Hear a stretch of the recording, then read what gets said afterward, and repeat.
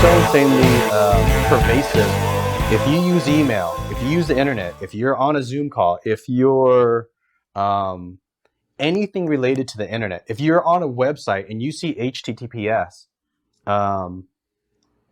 you're using RSA. It's everywhere. RSA is in everything, everywhere, digital, basically, almost. Maybe not. This Zoom link that you sent me, was that?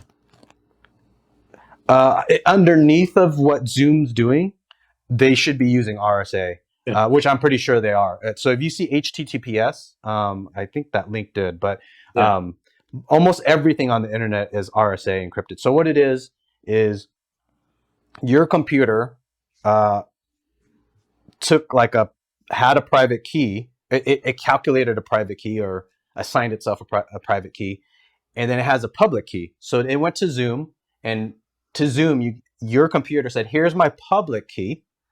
So send all your data encrypted to this public key. I have the private key, you have the private key in your computer. You don't know anything about this. It's all, they programmed this. It's all built into the protocol of HTTPS, and it's seamless. We don't even know about it. So then Zoom sends all this data to you, but it's encrypted. So only your computer with that private key should be the only computer that can decrypt it. I'm not sure on this. Don't quote me. I bet you internet HTTPS. Depending on the encryption, it creates the packets are bigger, so it's more internet usage. So I wonder if for video streaming like this, maybe it's a lower encryption. Maybe they're doing 128 or 64. I'm not sure on that, but I'm going to assume that. So for blockchain cryptocurrency, most of them are 256. So that whole thing with that public private key is the basis on everything. Think of the things that you could do with it. So meaning a mining server has a mechanism. Well, let's take a wallet. The wallet's easier to kind of understand. A wallet has a public key, private key. Your wallet has a public key, private key. The mining server is going to say, okay, you want to send five Ethereum coins to Liem. It wants to know that you are the owner of that wallet. So it does a like a password check per se, where it'll sign something with your public key and send it to you and ask you if you could decrypt it. And then you could tell it what the decrypted message is. And then it says, oh, you really do have the private key to that public key. So then once you sign a transaction with your private key, it's going to send that amount to me. So everything on blockchain is, the fundamentals is RSA encryption. This RSA encryption, as far as I understand, I've said this like 3 times in these talks so far, and I should probably go research it.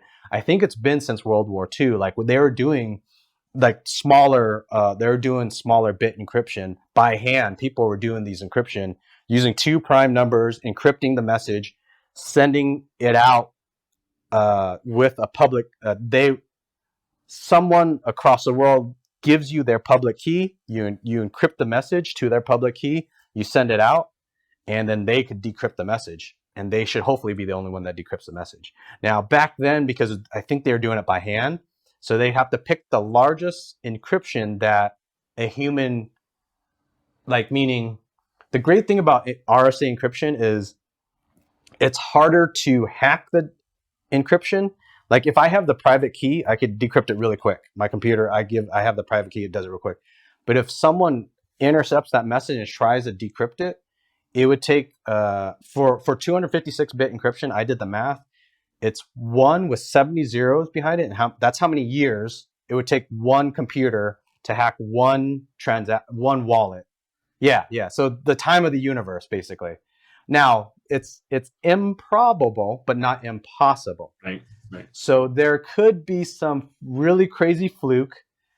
Someone has a wallet that has a bunch of money in it, and some crazy fluke that some computer freaking on the first attempt, it guesses the private key. Yeah, this gotta be somebody that wins the Powerball. Yeah. Which is Powerball is like 1 in 30 million, I think. Yeah. 1 in 30. No, 1 in 60 million. Getting bit by a great white shark or something is 1 in 30 million. 1 in 60 million is a Powerball, and then cryptocurrency is something like astronomical. After that, it's even worse. It's like getting bit by a shark while winning. Yeah. Exactly. Okay, so take this this mechanism of RSA that is the fundamental of blockchain. So now imagine all the things you could do with it. So is this part of what's like the proof of proof of work, proof of stake? Right. So proof of work is this model. All of it's this model. This encryption.